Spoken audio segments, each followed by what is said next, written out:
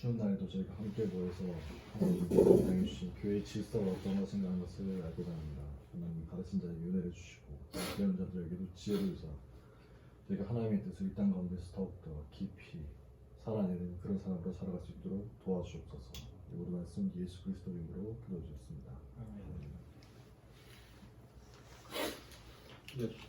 지금 계속 H서 말고 이제 제네바 7서를 한 반 정도를 번역을 했는데 순서상에도 이렇게 비교가 돼요. 그래서 오늘은 8장인데 교회의 마지막 통상적 역할인 집사와 그들의 직무 이렇게 제목이 되어 있는데 제네바 7서에 보면은 집사에 대해서 앞에 소개를 하고 이제 집사 다음으로 닥터 교사를 소개하는 그런 형식으로 되어 있고 또 이제 주중에 모이는 주중 모임 위클리 어셈블리가 소개가 되는데 거기에 보면은 목사, 장로, 집사 이렇게 다 모이는 걸로 그렇게 되어 있는데 독특한 특성이 있고 이제 제2치리서하고 확연히 이제 제네바 치리서하고 어떤 그 비교가 되는 측면들이 있어요.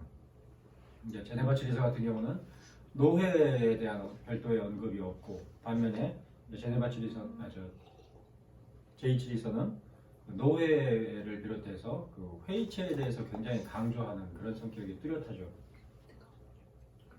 근데 이제 제네바 치리서가 이제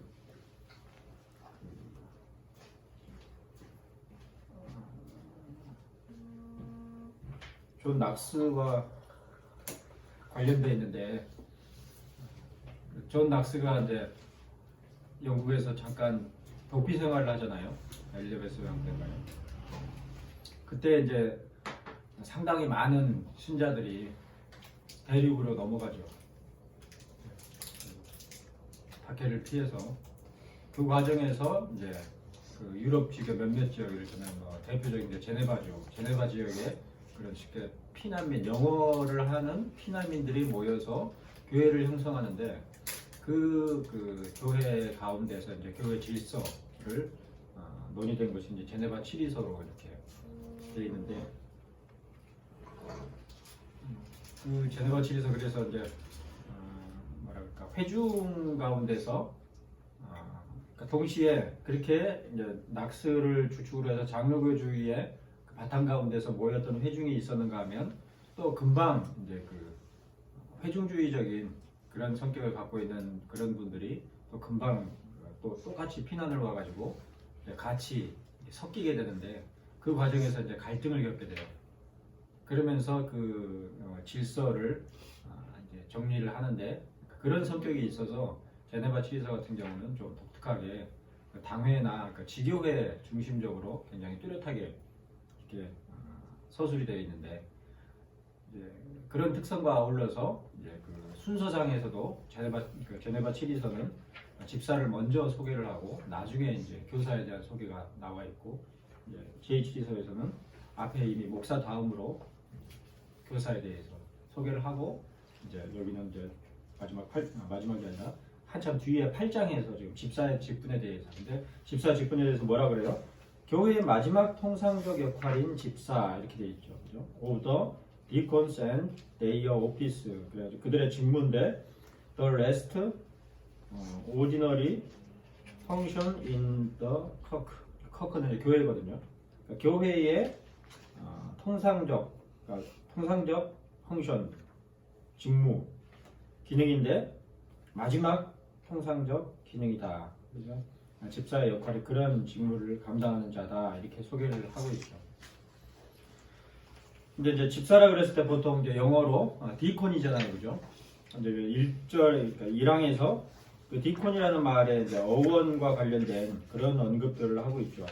일꾼, 그러니까 디아코노스라는 단어는 때로 넓은 의미로서 교회 내의 영적인 역할과 사역을 맡은 모든 자들로 이해할 수도 있다. 그러나 여기에서 이 단어는 그러니까 넓은 의미에서는 교회 안에 사역하는 모든 자들이 디아코노스지만 일꾼이지만 그러나 이제 여기에서는 이 단어는 오직 교회의 재산 및 신실한 구제 헌금을 모으고 분배하는 일을 담당하는 자들만을 말한다. 그러니까 교회의 재산을 운영하는 그런 직무를 감당하는 자를 집사라 한다. 이렇게 1장에서 언급을 하고 있죠. 이 칼뱅은 일꾼이라는 그 말에 대해서 좀 그 기독교 강요에서도 그렇고 여러 군데에서 소개를 하는데, 성경이 특별히 집사라고 부르는 자들은 교회가 구제품을 나눠주고 가난한 자들을 돌보고 가난한 자들을 위한 공동 기금을 관리하도록 임명된 자를 의미한다, 이렇게 되어 있습니다. 그러니까 처음에는 그 구제금을 집사들이 처음부터 맡았던 건 아니죠. 사도들이 이제 그걸 다 해왔는데, 그렇게 하다 보니까 한 사람이 감당하기에 사도 직분이 독특한 점이 뭐라고 그랬어요? 그러니까 교회의 모든 직분적 기능을 다 할 수 있는 자가 사도들이었단 말이죠. 그래서 유일해요. 그러니까 그들 외에는 그러한 기능을 할 수 있는 것이 아니고 각각 분배된 역할만 담당할 수 있는 거죠. 그래서 이제 목사 같은 경우는 가르치는 역할에 중점을 두고 있고, 치리 장로는 교회에 다스리는 역할, 그리고 목사와 함께 이제 다스리는 그런 그 회를 구성하게 되고, 집사는 이제 교회 재정에 관련된 취합과 분배를 담당하는 이런 식으로 각자 직무가 나눠져 있는데, 사도들은 그런 것들을 다 총괄해서 했었던 그런 독특한 점이 있다는 것이죠. 어쨌든 그 가운데서 이제 교회의 헌금, 기금을 운영하는 그런 것과 관련된 직무에 대해서 이제 집사로 소개를 하고 있는데, 일꾼이라는 말 자체는 말씀과 관련된 사역과 성례까지도 포함하는 모든 사역을 수행하는 자로서의 의미를 지니지만, 그러므로 지니기 때문에 부서는 이게 발음이 좀 묘하죠. 부처라고 발음하는 분들도 계시고 부서라 그러는 분들도 계시고 붙죠 이렇게 하시는 분들도 계십니다. 하여튼 영어 표기로 보면 부서죠.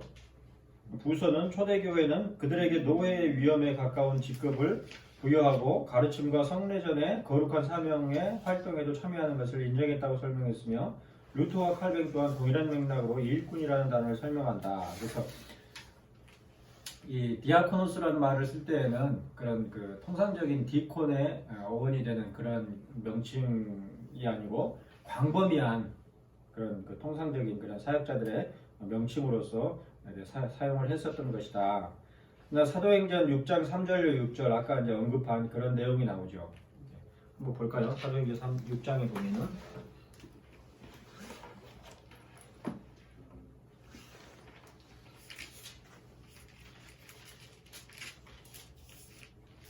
자, 3절로 6절에 보면은 이렇게 되어 있어요. 형제들아, 너희 가운데서 성령과 지혜가 충만하여 칭찬 듣는 사람 7을 택하라. 우리가 이 일을 저희에게 맡기고 우리는 기도하는 것과 말씀 전하는 것을 전무하리라 하니, 온 무리가 이 말을 기뻐하여 믿음과 성령이 충만한 사람 스데반과 또 빌립과 브로고로와 니가노르와 디몬과 바메나와 유대교회에 입교한 안디옥 사람 니골라를 택하여 사도들 앞에 세우니 사도들이 기도하고 그들에게 안수하니라. 이렇게 해서 이제 일꾼을 세운 그런 기록이 있는데, 그 이제 세운 이유가 1절에서 구제와 관련되어 있다 이렇게 언급을 하고 있죠. 그죠? 구제와 관련해서 히브리파 사람의 원망이 있어서 그것과 관련해서 이제 전담할 자를 따로 세웠던 그런 맥락으로 언급을 하고 있는 그 본문인데, 그 사도행전 6장 3절로 6절에서 볼 수 있는 것과 같이 구제하는 일에만 전담하여 지칭되는 그러한 명칭으로서의 이제 디콘에 대해서 소개를 하는데, 칼뱅은 이에 대해서 로마서 12장 8절에 근거해서 집사직에는 두 가지 다른 부류가 있다 그러면서 구제하는 자와 긍휼을 베푸는 자 이렇게 분류를 하는데, 이는 곧 구제품이나 구제금을 분배하는 집사와 디모데전서 5장 9절에서 언급한 과부와 같이 직접적으로 돌봄으로서 교회를 섬기는 자들을 일컫는다 이렇게 되어 있습니다. 먼저 로마서 12장 8절에 보면 뭐라고 되어 있습니까? 한번 찾아볼까요? 먼저 찾으신 분들이 읽어주세요. 로마서. 혹 위로하는 자는 위로하는 자로, 위로하는 일로, 구제하는 자는 성실함으로, 다스리는 자는 부지런함으로. 네. 거기서 교회의 직분들이 여러 가지가 소개되는데, 구제의 직분에 대해서, 직무에 대해서 언급을 하고 있고, 또 디모데전서 5장 9절에는 어떤 언급이 있습니까?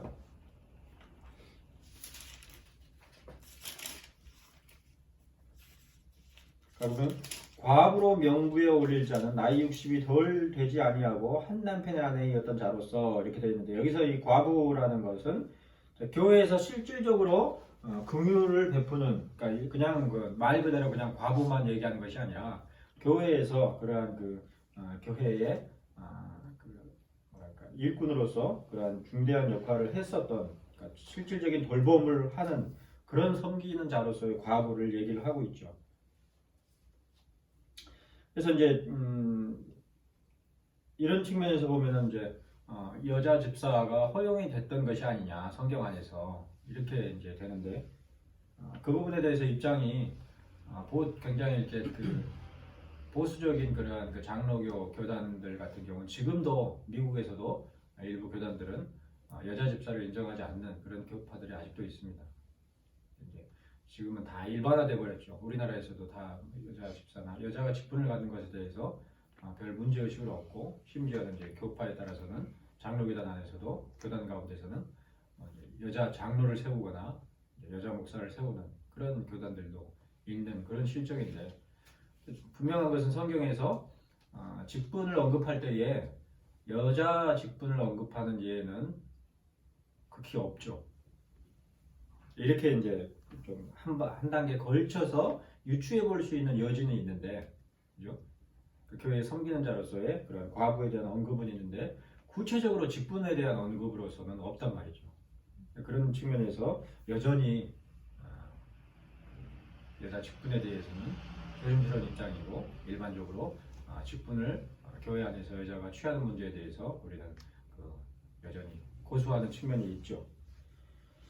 그런데 이제 영어와 관련해서 보면은 제네바 추리서에서도 그때 당시 영어죠. 1559년 그때 이제 제네바 영어권 회중들에게 사용되었던 추리서니까 교회 정치니까 그때 당시 영어인데 거기 보면 목사라는 용어를 그냥 목사, 패스터 이렇게 칭하지를 않고 패스터 앤 미니스터 이렇게 두 가지 용어를 써요. 미니스터라는 말은 좀 광범위한 용어잖아요, 그죠? 장관이라고 이렇게 뭐 영어 사전에 보면 그렇게 나오기도 하고 행정관 뭐 이렇게 뭐 번역이 되기도 하고 우리 같은 경우 미니스터 그러면 우리 보통 누굽니까? 목회자죠, 그죠? 그래서 목사, 목회자 뭐 이렇게 뭐 얘기될 수가 있는데 하여튼 그렇게 넓은 개념에서의 용어, 그 다음에 구체적인 예에서의 용어. 그래서 미니스터, 좀 더 구체적으로는 패스터 이렇게 칭하는데 마찬가지로 디아코노스도 넓은 의미에서는 디아코노스지만은 좁은 의미에서는 디콘, 집사 직분에 대해서 이렇게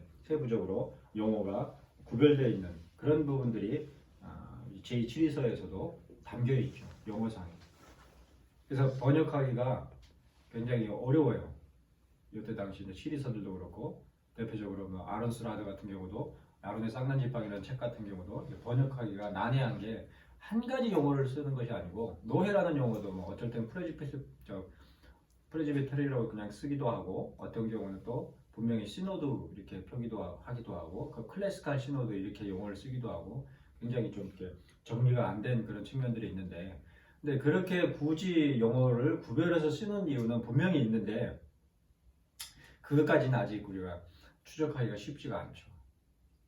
영어 실력뿐만 아니고 교회사나 그때 당시에 일반적으로 통용되던 그런 개념들에 대한 선지식이 없이 쉽게 번역하기가 어려운 그런 난점들이 있어요. 그럼에도 불구하고 일반적인 선에서는 우리가 이제 집사 직분에 대해서 이제 이런 칠리서나 그런 문구들 가운데서 충분히 살펴볼 수가 있는데 이 항에 보면 이제 집사의 직분은 그리스도의 교회의 통상적이고 항구적인 교회적 직무로서 받은 것이다 이렇게 되어 있습니다. 그러니까 비상직원으로 집사를 언급하는 것이 아니라는 거죠. 사도와 같은 그러한 자로서의 집사 직분을 얘기하는 것이 아니고 그런 측면에서 어쩌면은 이제 그 과부 디모데전서 5장 9절에서 언급한 그 과부 같은 경우도 통상적인 직분은 아니었다라고 볼 수가 있죠. 그때 당시에 초대교회에 있었던 그런 역할, 기능을 하는 그런 자들이었지만은 교회사 가운데서 후대에는 점차 1세기 이후 3세기에 거치는 동안에 통상적인 직분으로서는 집사의 직분만 분명히 세워졌던 것이다 이렇게 유추해 볼 수가 있는 것이죠. 이 직분에 부름을 받은 사람의 의무와 속성에 대해서 우리는 명백히 성경 안에서 제한한다. 그죠? 항상 그래요. 장로교회 정치가, 그러니까 웨스트민스터 교회 정치도 그렇고, 이 제2치리서도 그렇고, 제네바 치리서도 그렇고, 또 프랑스 교회 정치도 그렇고, 항상 교회 정치의 근거는 어디에 있느냐? 우리는 이렇게 하기로 했다가 아니라 성경에 있어요. 그러니까 그런 측면에서 유스 디비노인 거죠. 유레 디비노죠. 그러니까 하나님의 신적 권위의 근거에서 하나님께서 성경 가운데서 이렇게 교회를 운영하도록 당부하셨다. 이렇게 알고 이제 구체적으로 적용하고 이해하는 그런 문맥이지. 우리들이 재량껏 어떻게 교회를 운영하는 게 좋을지 논의해보자. 이런 관점이 전혀 아니라는 거죠.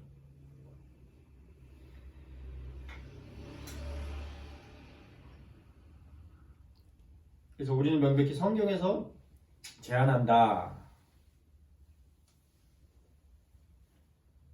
집사는 앞서 말한 선거로 나머지 영적인 직원으로서 부름을 받고 선출된다. 그러니까 다른 장로나 목사를 세웠던 것과 마찬가지로 아까 뭐라 그랬어요?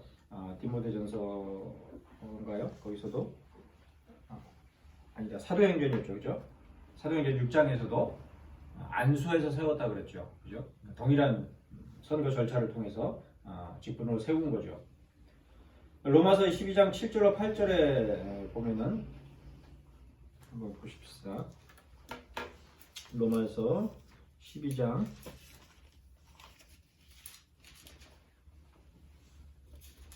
7절로 8절에 보면은 혹 섬기는 일이면 섬기는 일로, 혹 가르치는 자는 가르치는 일로. 그러니까 앞에 거는 집사 직분이고 뒤에 거는 가르치는 직분이니까 목사죠, 그죠? 혹 권위하는 자는 권위하는 일로, 장로죠, 치리장로. 그 다음에 구제하는 자는 성실함으로, 이 또한 집사 직무죠. 그 다음에 다스리는 자는 부지런함으로, 장로의 직무, 치리장로의 직무고, 긍휼을 베푸는 자는 즐거움으로 할 것이라. 긍휼을 베푸는 자, 이것 역시 이제 집사 직분과 관련되어 있는 그러한 문맥인데, 이 로마서 12장 7절로 8절의 이러한 그 언급들 가운데서 8절까지 있구나.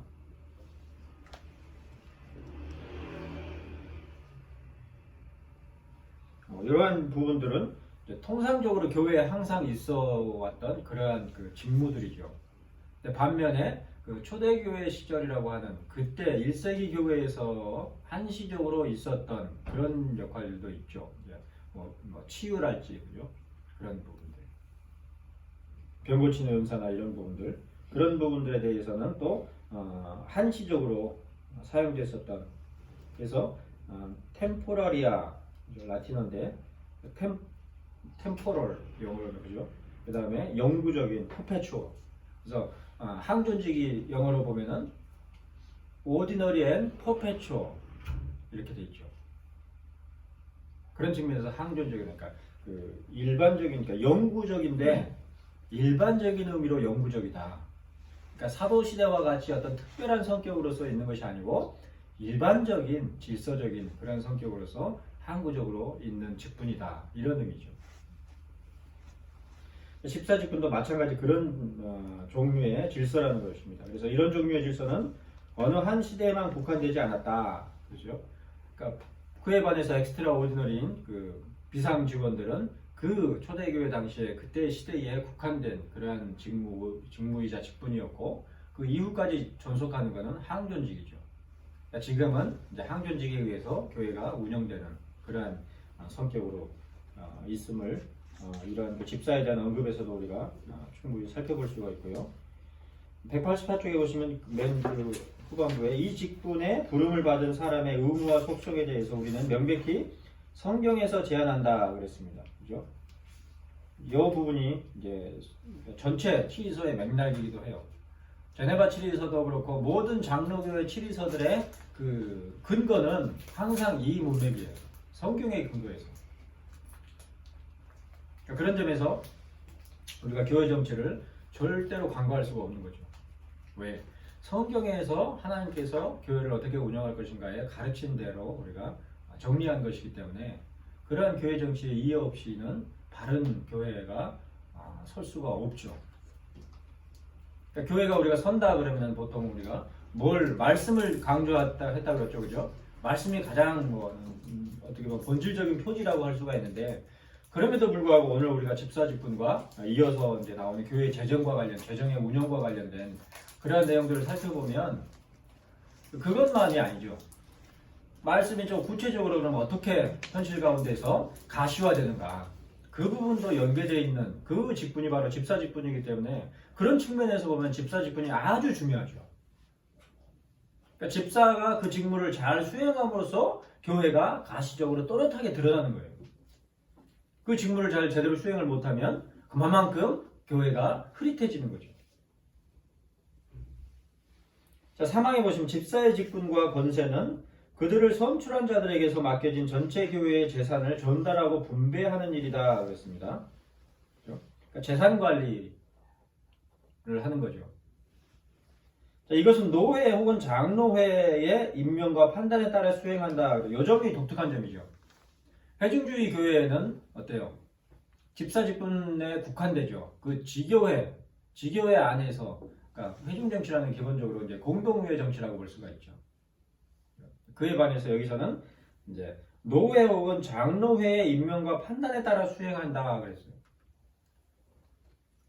그리고 이는 교회가 가난한 자에 대한 재산의 사적인 용도로 오용되거나 잘못 분배되지 않게 하려 합니다. 그러니까 그렇게 노회 혹은 장로회의 임명과 판단에 따라 수행하는 이유는 교회 재산이 사적으로 오용되거나 잘못 분배되는 일을 막기 위해서다라는 거죠.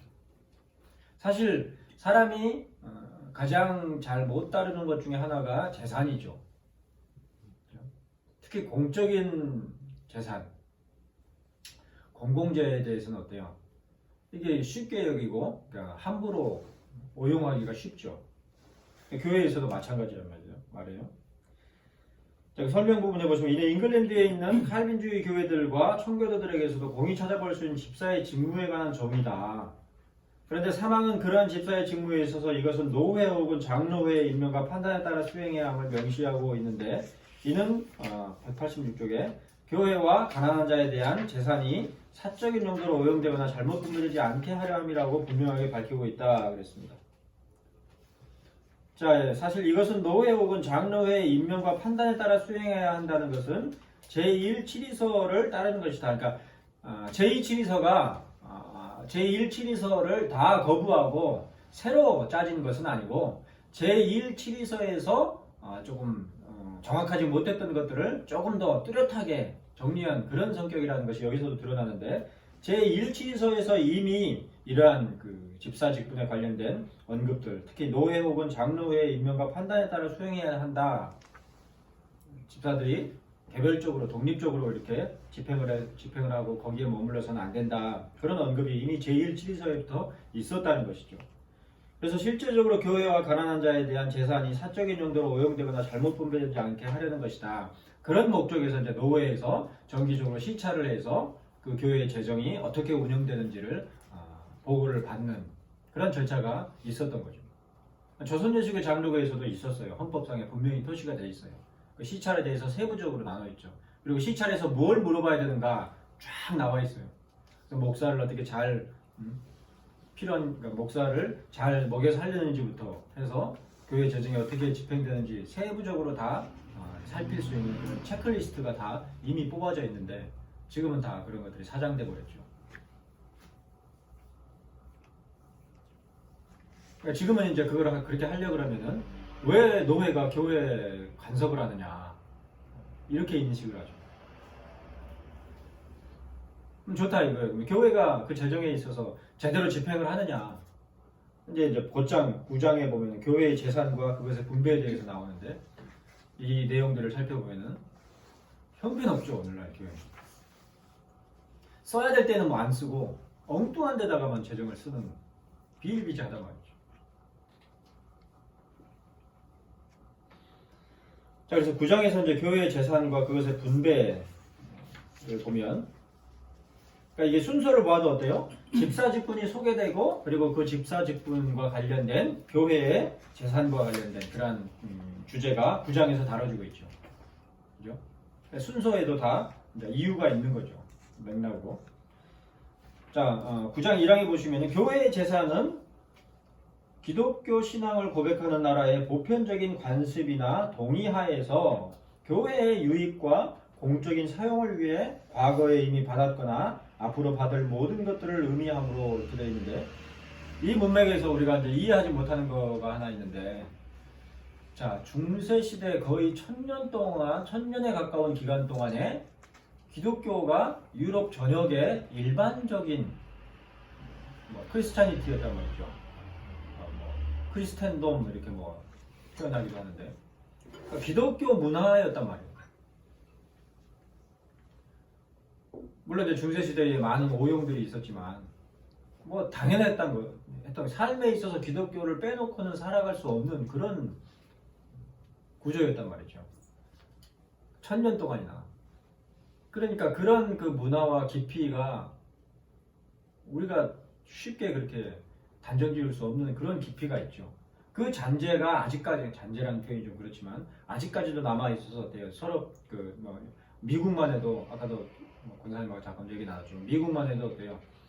조크나 농담 가운데 보면은 성경 구절이 그냥 자연스럽게 인용될 정도로, 그리고 유명한 문학가다 그러면은 성경을 모르는 문학가는 없어요. 서구 사회에서 거의 외다시피. 영화 같은 데 봐도 그런 장면 나오잖아요. 그죠? 성경 구절을 인용하는데 어때요? 전혀 신자는 아닌데 성경을 잘 알고 있다는 거죠. 그 정도로 뿌리 있게 문화적으로 배어 있는데, 그러니까 교회 재산과 관련해서도 우리는 교회 재산 그러면 어때요?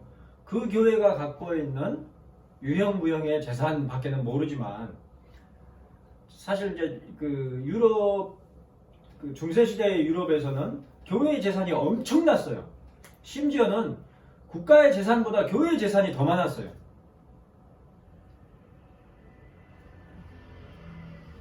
어떻게 해서 그렇게 되느냐? 이 안에서도 이제 나오는데, 사람들이 자기 재산들을 다 교회에 기부를 하는 거예요.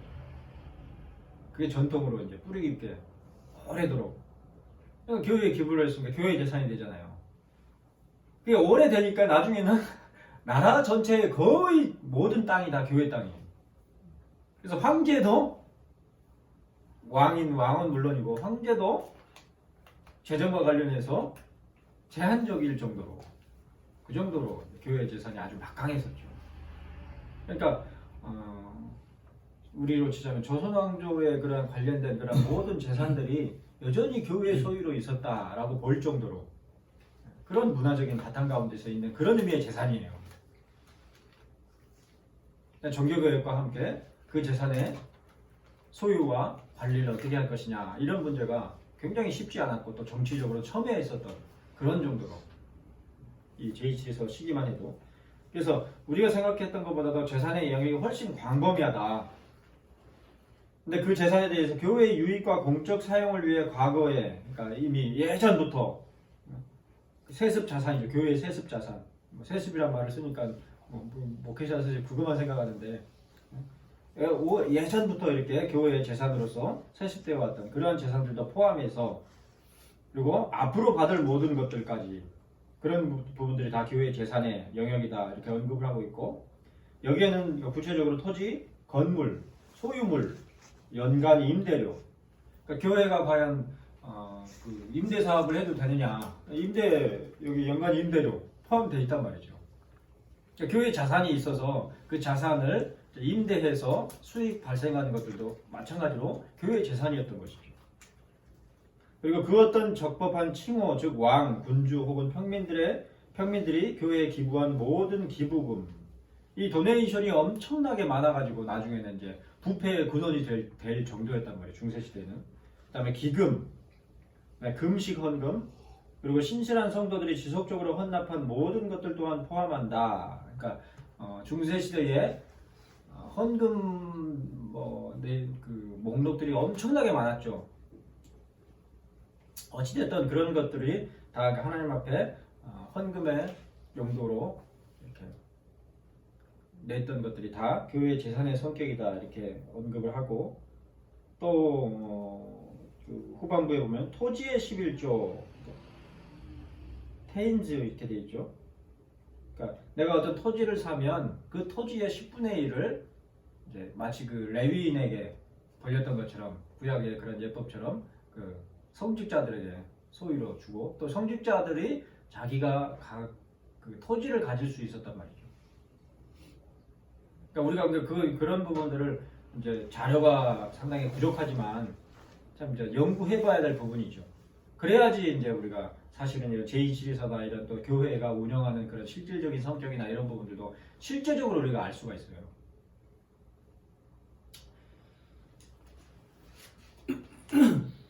자, 거기 보면 이제 190쪽에 보시면 이제 한 예가 소개가 되는데, 세 번째 줄에 메리 여왕 시기와 같은 로마 가톨릭 교회의 체제 가운데서 교회의 재산으로 인정되었던 것들에 대해서 그것이 동일하게 스코틀랜드 장로교회의 재산으로 인정되어야 함을 밝히고 있는 것이다.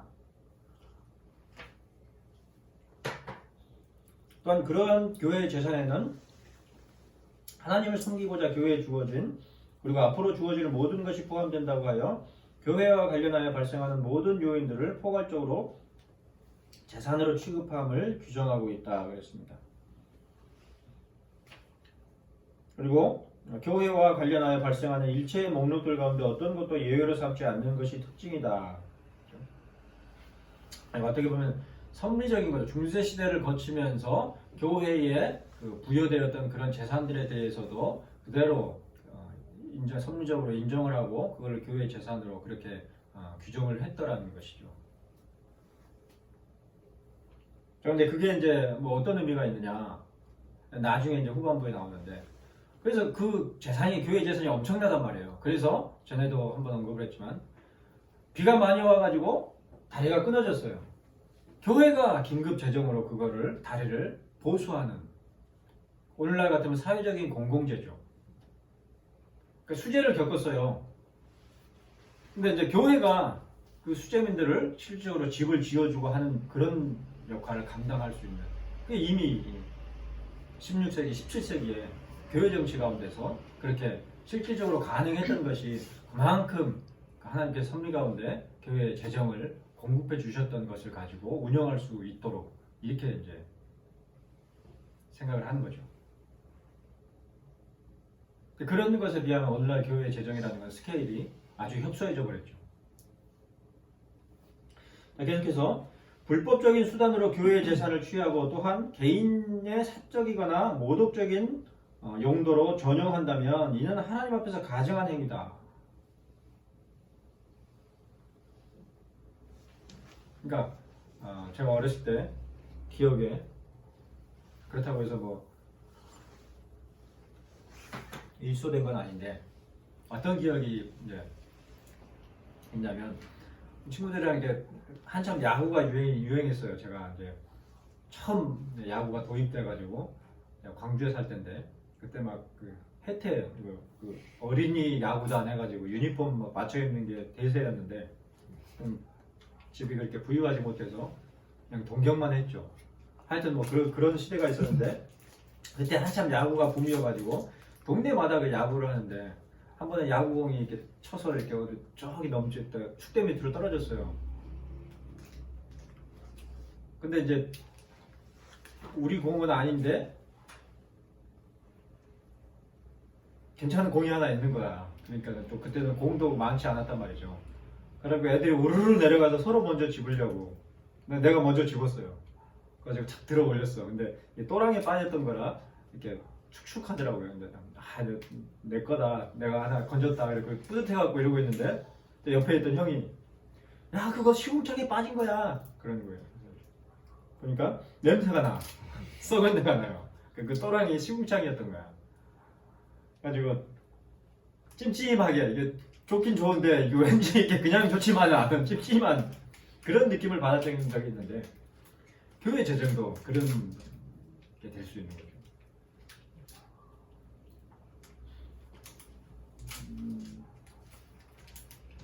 돈이라는 게 어때요? 딱 이렇게 갖고 있으면 뭐든 할 수 있잖아요. 그러니까 이게 그 부정하게 돈을 취해도 아니 뭐 이제 당장에 나한테 득이 된단 말이에요. 그러니까 그냥 물불을 안 가리고 돈을 벌고 돈을 취하려고 그러죠. 근데 여기 보면 분명히 경고하고 있단 말이에요. 중세 시대에 그렇게 어마어마하게 많았던 그런 교회 재정과 관련해서 그런 재정을 운영하는 일에 관련해서 그것을 사적으로나 혹은 용도 외에 전용한다면 이는 하나님 앞에서 가증한 행위다. 그래서 아까 이 성경 본문에서 어때요?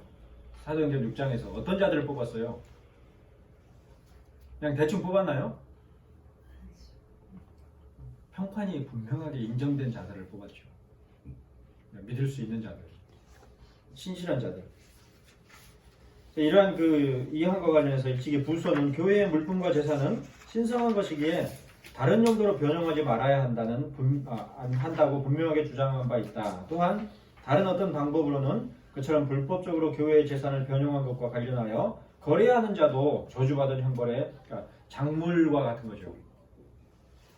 교회의 재산, 그러니까 교회의 물건, 그래서 이제 교회의 물건도 함부로 이렇게 집에 가져가거나 아니면 뭐 그냥 취하거나 이래서는 안 되는 거죠. 근데 당장에 문제 안 된단 말이에요. 특히 이제 사역자들. 그렇죠? 그런 거 많죠. 교회 물건들이나 뭐 이런 거 보면 어때요? 모니터인데 멀쩡해. 근데 이거 뭐 보니까 아무도 쓰지 않아요. 이거 갖다 내가 써도 되겠네. 그리고 그냥 가져가서 그냥 자기가 쓰는 뭐 그런 경우들도 얼마든지 있을 수 있단 말이죠. 여기에 해당하는 거죠.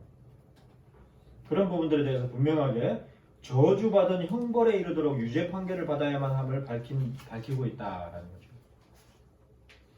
또 스코틀랜드 1576년 스코틀랜드 총회에서는 교회의 재산이 교회의 운영과 빈민들의 구제 그리고 학교를 유지할 수 있도록 사용하는 것은 하나님의 법에 의한 것이며 그러한 재산을 부당하게 소유하는 것은 반드시 기소되어야 함을 밝힌 바 있다. 그러니까 교회 재판에 반드시 회부가 돼서 그 부분에 대해서 분명하게 치리를 받아야 된다. 또한 배자가 글레미스에 보낸 서신들에서도 그대로 되풀이되어 있는 것을 볼 수 있으니 교회와 가난한 자에 대한 재산이 사적인 용도로 오용되거나 잘못 분배되는 것에 대해 많은 종교개혁자들과 잘 개혁된 교회로서의 스코틀랜드 교회가 얼마나 가증하게 여겼는가를 짐작할 수 있다. 근데 오늘날은 정반대죠. 교회 재정에 관련된 비리와 관련해서 교회가 치리된 그런 예를 본 적이 있어요? 들은 적이 있어요? 없어요. 다 덮어버리죠. 아니면 어떻게 심지어는 장로들이 개정을 맡아서 하다가 사업하시는 장로님들이 이거 잠깐 뭐 부도만 막으면 돼. 그리고 뭐 다음 달에 들어올 어음이 있단 말이에요. 그러니까 갔다가 그냥 메꾸고 어음이 안 들어가 버리네. 한 달, 두 달, 6개월, 1년이 가도 안 되네. 금액은 큰데. 그것 때문에 그냥 속된 말로 어느 날 튀어버린 거야, 장로님이. 나중에 파악이 됐어.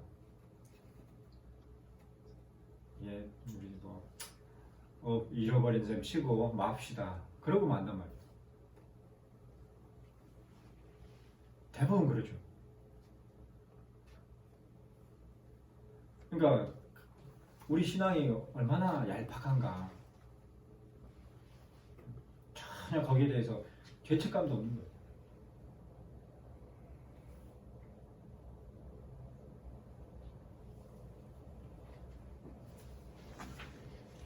그러니까 굉장히 엄중하게 다뤄요. 굉장히 두려운 일이죠. 사실은 집사직분을 감당한다는 것은. 자칫하면 죄의 범하기 딱 좋은 직분이란 말이에요. 교회 재산이기 때문에.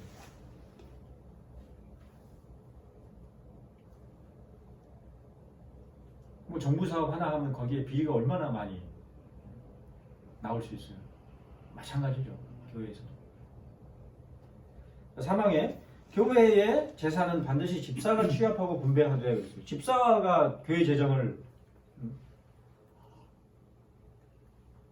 담당하는 거예요. 근데 한국 장로교회는 이상하게 집사를 못 믿어. 이게 뭐라 그래요?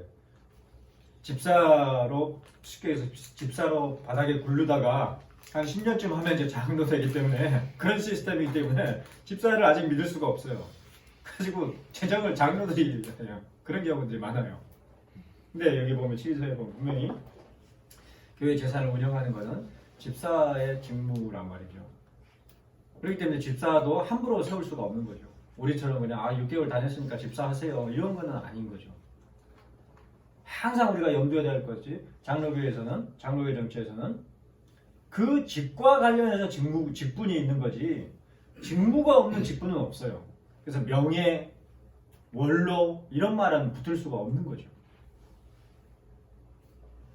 그 직무를 수행하는 자에게 직분의 명칭이 부여된단 말이에요. 그러니까 엄밀한 의미에서 무임 목사라는 것은 없는 말이죠.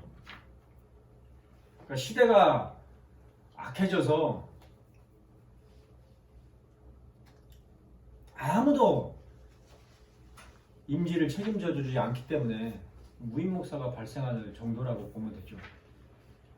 그리고 그런 거 생각도 안 하고 막 세우니까 이 양반이 어디 가서 얘 임지가 어디로 가야 될지 이런 거 계산 없어요. 그냥 자기가 원하면 다 어지간하면 목사 돼요.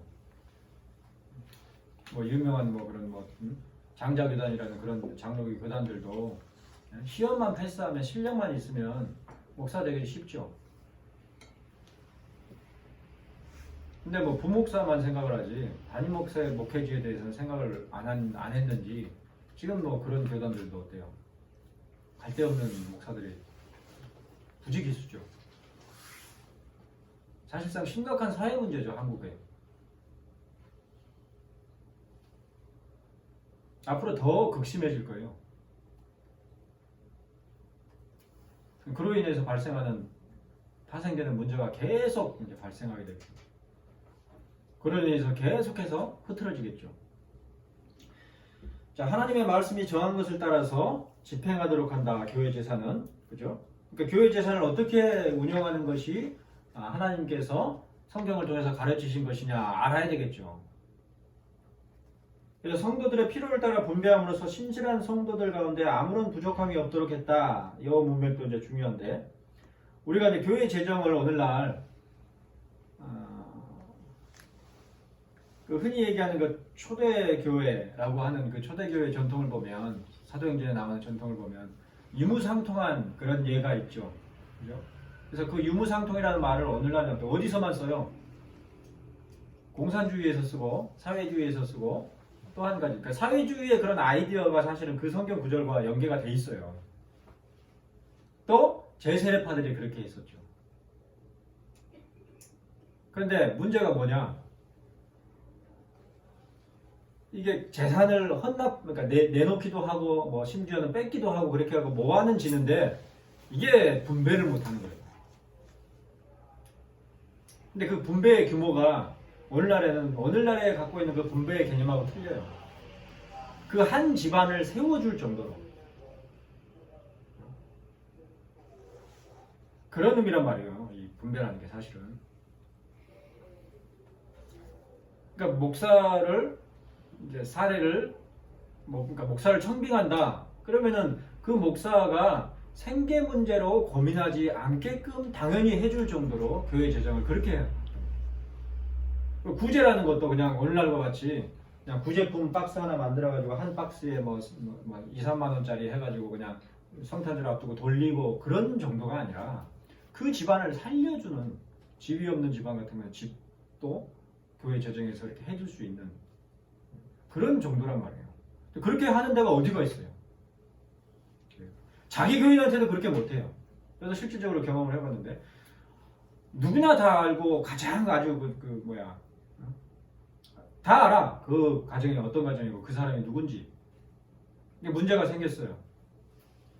아파가지고 하여튼 뭐 문제가 생겼는데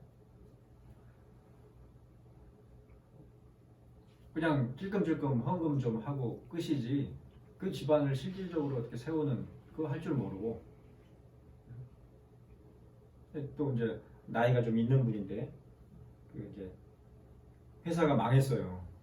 형님네 회사를 같이 했는데 거기서 이제 회사가 망하는 바람에 실직자가 된 거야. 교회 집사님이. 근데 오늘날엔 그게 누구 문제예요? 개인 문제란 말이에요. 그 사람 문제예요. 기본적으로 교회 안에서도. 아니 안 됐다 좀 그냥 관심 갖고 좀 기도합시다 하고 좀 이렇게 조금 이렇게 도와주고 뭐 그 정도 선이란 말이에요. 근데 이제 제가 이제 거기 예전에 했던 교회니까 그 장로님한테 그런 경우면 교회에 재정이 좀 있다면 식당을 하나 차려주면 되지 않느냐. 그래서 그거를 본인이 이제 자립할 때까지 교회가 한 5천만 원이면 5천만 원 이렇게 해서 세워주고,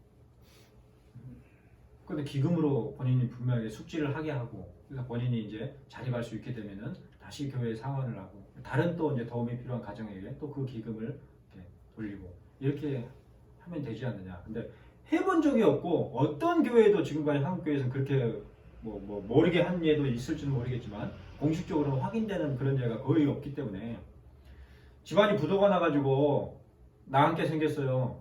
근데 그런 집에 개척교회들은 그렇게 해요. 또 지금 뭐 전셋집이나 아니면 사골세방 얻어주고 이런 건 하는데, 대형 교회 같으면 어때요? 충분히 아예 그냥 아파트 한 동을 교회가 사서 매입을 해가지고 그렇게 어려움 있는 가정들이 있으면은 거기서 살게 하고 자립할 때까지 얼마든지 할 수 있는 거죠. 그런 정도예요. 그것도 넘어서죠, 사실은. 국가 재난이어가지고 다리 끊기고 도로 망가지고 이런 것까지도 교회가 할 수 있는 그런 정도의 재산 운용이란 말이죠. 엄청난 스케일이죠. 그랬을 때에 그 교회가 갖는 사회적인 인지도하고 오늘날하고는 형편없죠.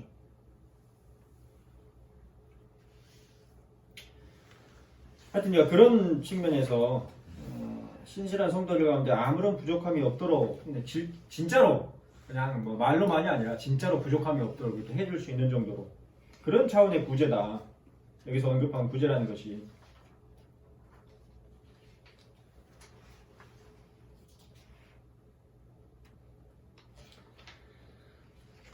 자, 사항 또 보시겠습니다. 시간이 또 생각보다 빨리 가서.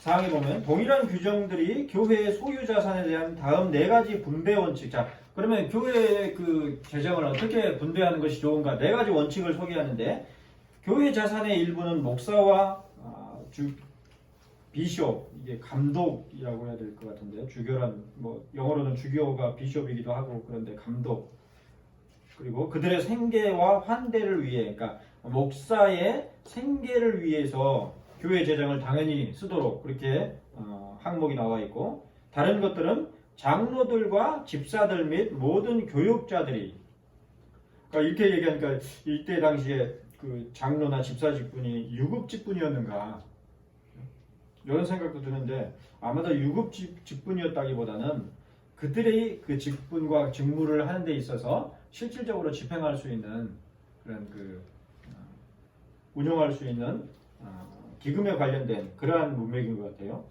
그리고 3번째는 가난한 자, 병든 자, 그리고 나그네를 위해 실질적인 구제죠.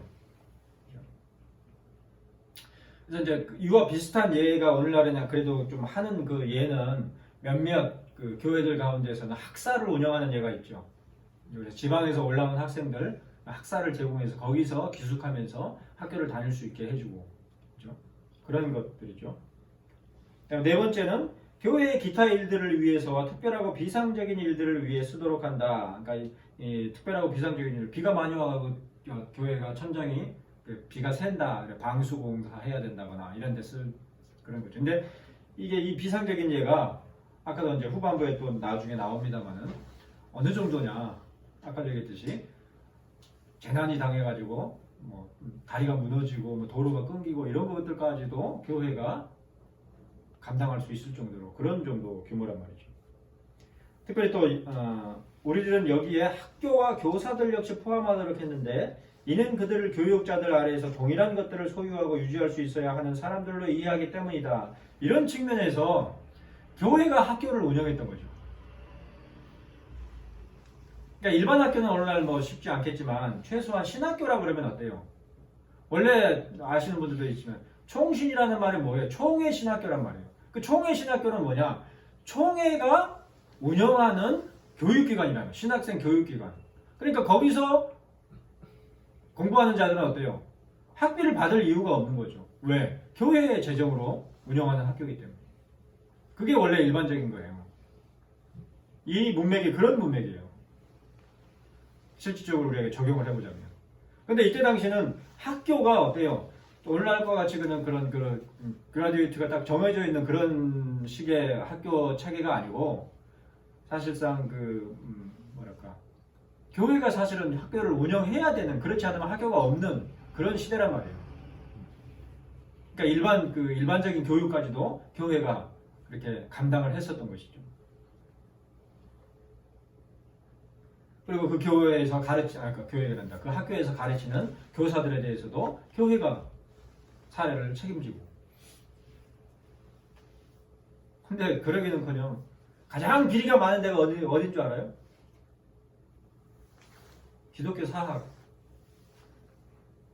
비리 투성이에요.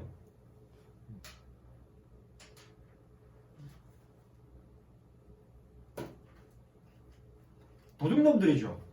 아까 앞에 한 보면은 가증한 거죠, 하나님 앞에. 그 정도 양심도 없는 거야, 오늘날에는. 물론 이제 사립학교니까 약간 오늘날의 문맥이 다르지만 어찌됐거나 신학이라는 이름이 들어가는데도 불구하고 그 재정과 관련돼서 비리가 비일비재하죠.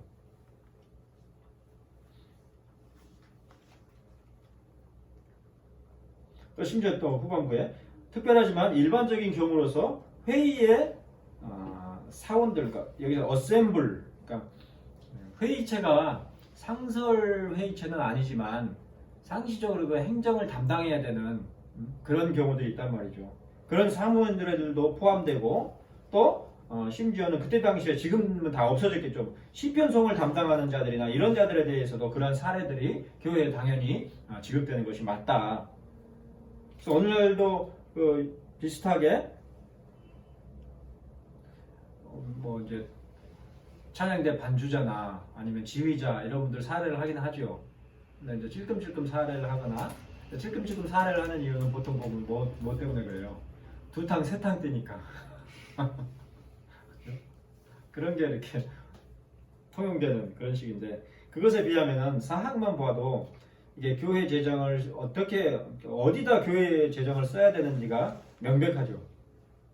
설명 부분에 보시면은 1576년 스코틀랜드 총회가 교회의 재산이 교회의 운영과 빈민들의 구제 그리고 학교를 유지할 수 있도록 사용하는 것은 하나님의 법에 의한 것이라고 한 것은 이미 사도들의 시대부터 교회의 법규들이 규정하고 있는 바가 뚜렷했기 때문이다. 그러니까 이런 전통들이 아직까지 그래도 형식적으로 남아있는 게 사실은 로마 카톨릭이죠. 그래서 로마 카톨릭은 지금도 어때요? 뭐 고아원이나 어떤 뭐 구율원 이런 것들을 어때요? 정책적으로 그렇게 세우잖아요. 근데 이제 로마 카톨릭도 지금은 이제 부패에 대해서 어떻게 되냐? 사업 목적으로, 영리 목적으로 그렇게 하죠. 근데 원래는 어때요? 비영리여야죠. 로마 카톨릭만 그런 게 아니라 원래 스코틀랜드 시위에서는 교회가 당연히 해야 되는 역할인 거죠. 그러니까 무료로 이렇게 치료해 줄 수 있는 그런 교회 병원을 세우고 그런 것이 중요한 사업이니까 우리도 그렇게 해서 서양 의료가 들어왔었잖아요. 선교사들에 의해서 그렇게 세워져서 정작 우리가 그냥 선교사들 비판만 하지 그들이 어떤 행적을 남겼는지에 대해서 제대로 생각을 못 하는데 서양 하다못해 미국 장로교회는 한국에 병원을 세우고 그때 당시에 조선 구한말 때 우리나라가 치료비 내는 그런 환자들이 얼마나 돼요? 그런 치료에 관련된 재정들을 다 미국의 장로교회들이 다 부담해서 이렇게 그랬는데 우리는 그렇게 하냔 말이에요. 물론 하는 예들도 있죠. 선교지에 병원도 세우고 그러긴 하지만은 구체적인 집행이 어떻게 되는지는 이제 잘 모르지만 하여튼 국내적으로 봤을 때는 어때요? 안 그러잖아요. 뭐 연세대학교 병원이나 뭐 이런 기독교 관련된 그런 병원들 봐도 일반 병원이지 사업체지 그런 어떤 자선이나 그냥 구제의 개념은 없잖아요.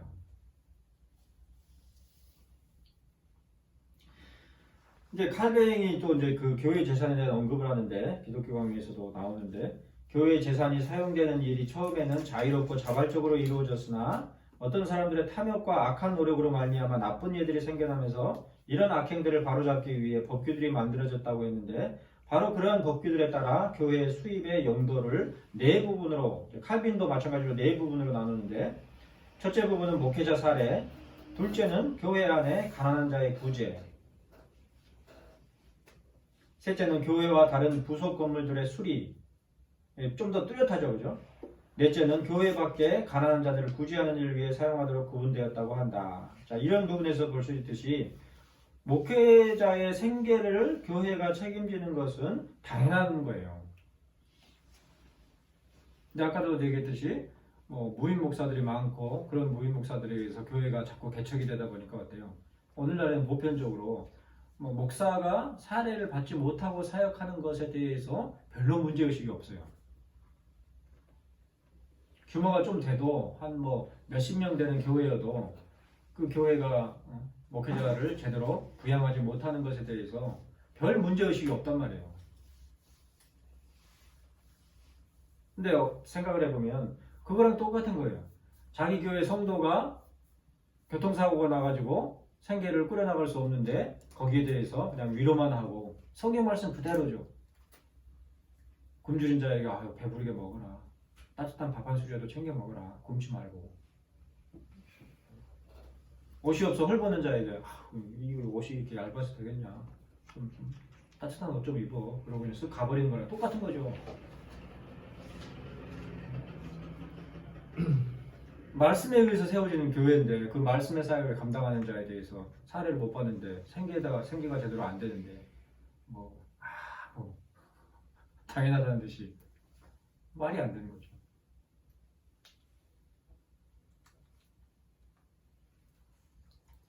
자, 이제 사항에서 교회 재산의 지출 항목을 더욱 세부적으로 추구하여 우리들은 여기에 학교와 교사들 역시 포함하도록 했는데 이는 그들을 교육자들 아래에서 동일한 것들을 소유하고 유지할 수 있어야 하는 사람들로 이해하기 때문이라고 했다. 그러니까 실질적으로 기독교 그러니까 신앙교육이 실질적으로 삶으로 뿌리내릴 수 있도록 그런 역할을 감당해 주는 자들이 사실은 교사들이었죠.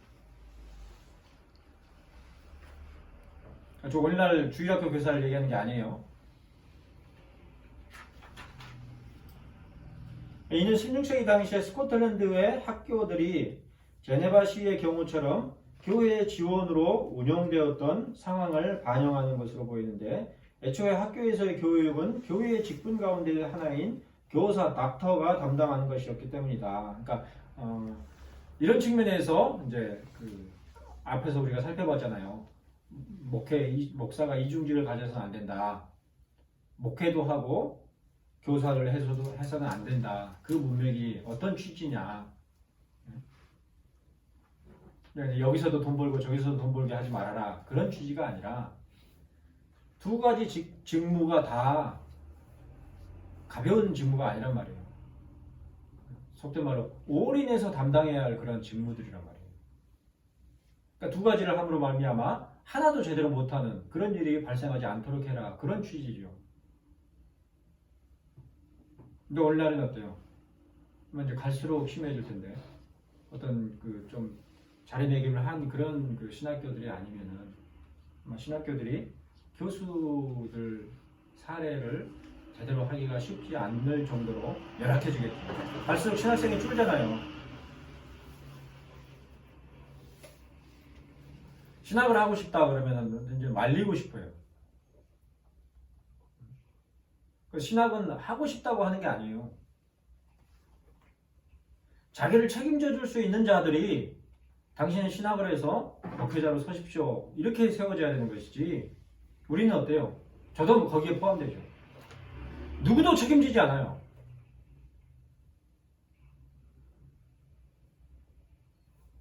그런 사역자들은 세워지면 안 되는 거죠. 하나님이 돌보신다? 엑스트라 오디너리예요. 오늘날은 오디너리 사회란 말이에요. 일반적인 질서 가운데 있는 거란 말이에요. 그 회중 가운데서 신학생을 세워주고 그 신학생들이 공부를 제대로 하게끔 다 뒷바라지 해주고 이게 당연한 거란 말이에요. 근데 그런 예가 거의 없죠. 대형교회도 그렇게 안 하죠. 대형교회는 왜 문제냐? 욕심이 너무 많아. 한두 신학생만 그렇게 다 철저히 해주면 되는데 한두 명 갖고는 성에 안 차요. 그러니까 몇백만 하려고 그래요. 그러니까는 교회 뭐 장학금이 한 뭐 1억이다. 그럼 1억을 몇백 명으로 나누니까 어때요? 실질적으로 반액 지원되지 이런 식으로 되는 거죠. 근데 실질적으로 그렇게 후원해가지고 그렇게 지원해서 목회자가 된들 갈 데가 있냔 말이에요. 사역할 데가 있냐고요. 그런 부분까지 생각을 해보면 겸손하게 자기 지교에 자기 감당할 수 있을 만큼 해서 감당하면 되는데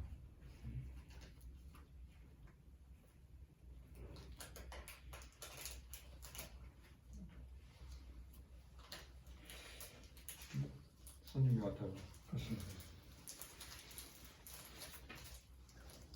혹시 그 집사 직분과 관련해서 그다음에 교회 재정과 관련해서 혹시 질문이 있습니까?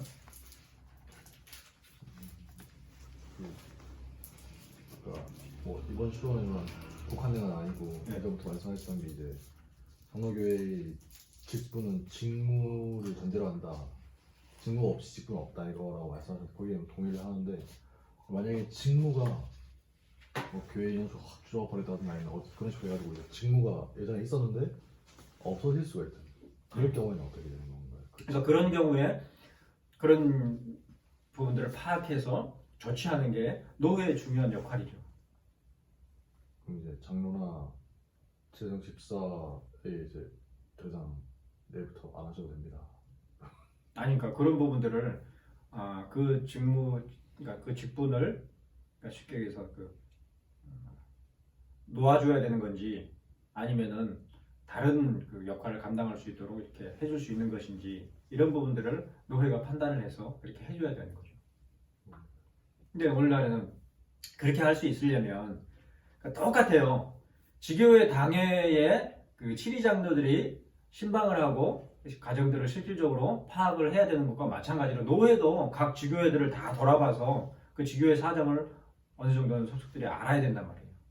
그래야지 그런 부분들을 잘 이렇게 배치를 해줄 수가 있고 앞에 우리가 살펴본 것 중에 노회에 대해서 우리가 이미 봤잖아요. 노회가 해야 될 것이 어때요? 그 회중이 너무 많이 모여 있다. 그러면 그 회중들을 이렇게 분배하는 것도 쪼개는 것도 노회가 담당했단 말이에요.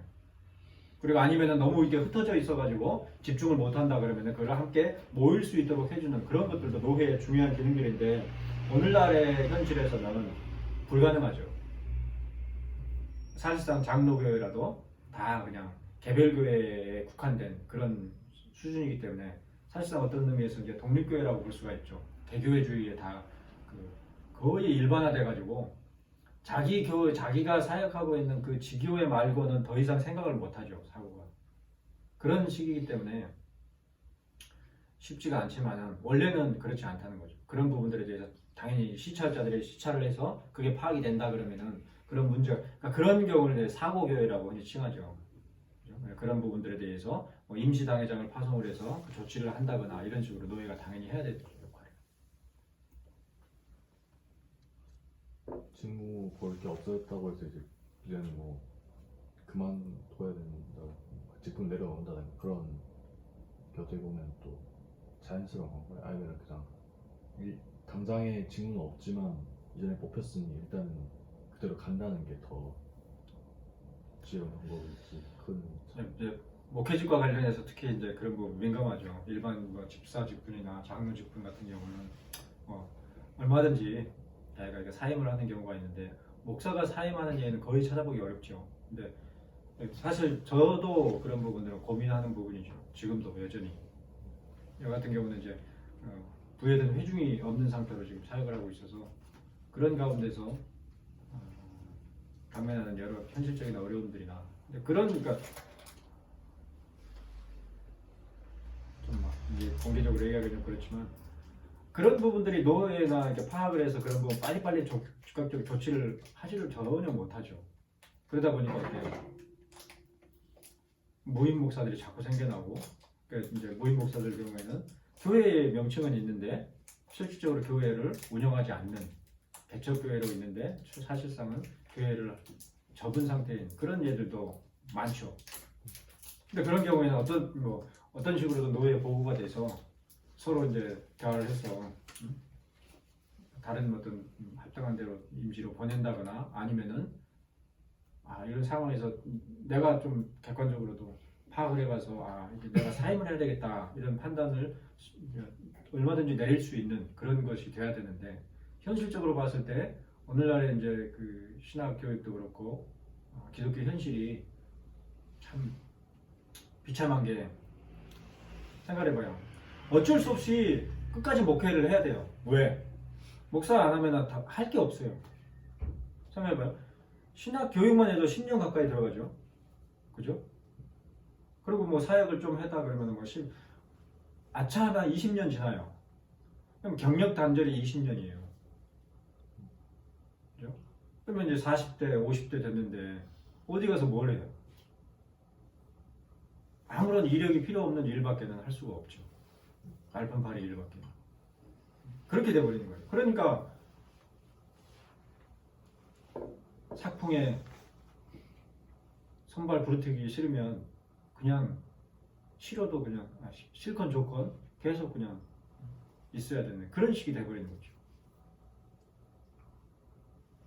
그러니까 이런 측면에서 교회의 재산이 실질적으로 운영될 수 있다고 한다면 얼마든지 그런 부분들이 진짜 뭐 교회에서 혹은 노회에서도 재정 가운데서 얼마든지 감당해 줄 수 있겠죠. 지금도 얼마든지 사실 가능해요. 그런데 대한 안목이 전혀 없어서 그렇지. 몇몇 대형교회들은 그래도 이제 뭐 선교관 이렇게 운영을 해가지고 들어와서 사역하다가 들어왔는데 집이 없다 뭐 그런 선교사님들 이렇게 서포팅을 해주고 뭐 그런 교회들도 있기는 하지만 그렇게 하는 교회들이 많지는 않고 마찬가지죠. 목회자들도 노예들이 제대로 운영이 된다 그러면 그런 실질적인 어려움 가운데 있는 목회자들이 얼마든지 감당할 수 있어야 되는데 현실적으로 전혀 감당을 못하죠. 그런 점에서 이 집사의 직분과 그 다음에 이 9장에서 다루고 있는 교회 재산의 운영과 관련된 이런 부분들은 가시적으로 교회를 드러내는 중요한 부분이죠. 이렇게 실질적으로 드러날 때 심지어는 비가 많이 와가지고 다리가 끊어졌는데 교회에서 그걸 지었더라. 그 정도로 된다 그랬을 때 사람들이 봤을 때 교회의 이미지하고 오늘날과 같은 교회의 이미지하고 어때요? 천지 차이죠. 근데 그런 측면에서 봤을 때는 오늘날 우리나라의 그 장로교 전통보다는 차라리 유럽이나 미국은 아직도 그래도 그런 틀들이 제법 있죠. 그래서 우리가 결코 간과할 수가 없는 거죠. 유럽 교회는 뭐 다 죽었다 이렇게 함부로 말할 수 있는 게 아닌 거죠.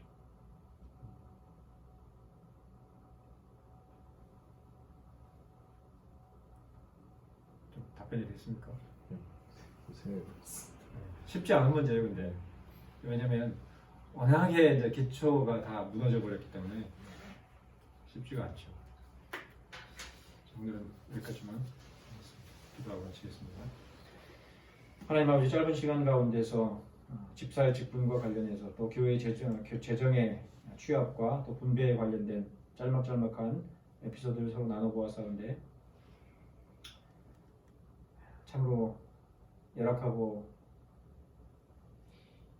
어려운 현실 가운데서 또 앞으로 직면하게 될 어려움이 더 많을 것으로 예상되는 그런 시대이온데 이러한 시대에 하나님께서 교회를 바르게 운영하는 그런 질서로서 이미 주셨던 것들을 우리가 잘 상고해서 각자의 형편 가운데서 적용하고 실천함으로써 미미하나마 하나님께서 부여하신 그 역할들을 잘 감당해낼 수 있는 그런 자들로 삼아주시고 인도해 주시길 구하나이다. 하나님 아버지 선하신 자비와 긍휼을 오늘도 구하오며 예수 그리스도의 이름으로 기도하옵나이다. 아멘. 좋습니다.